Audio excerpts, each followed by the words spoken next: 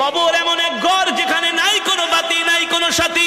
আল্লাহর নবী জিজ্ঞেস করলেন, খাদিজা, আমি আমার জুব্বা মোবারক দিয়া কাফনের কাপড় বানায়া যদি তোমাকে দাফন দিয়া দিই তাহলে কি হবে?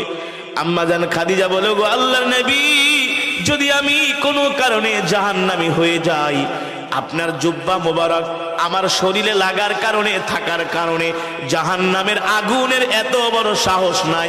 রহমাতুল লিল আলামিনের জুব্বা মোবারকে জাহান্নামের আগুন লাগবে, ঠিক কিনা বলেন? আল্লাহু আকবার। 2 নম্বরে, আমি তোমার কবরের পাশে কেন হাঁটবো?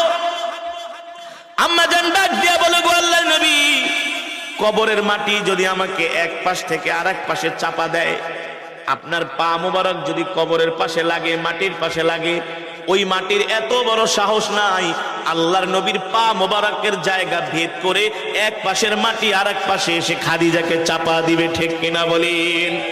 ঠিক আম্মা জান খাদিজা রাদিয়াল্লাহু তাআলা আনহা অসুস্থ হয়ে গেলেন। আস্তে আস্তে তিনি অসুস্থ হতে লাগলেন। আম্মা জান খাদিজা রাদিয়াল্লাহু তাআলা আনহার ইন্তেকাল হয়ে গেল।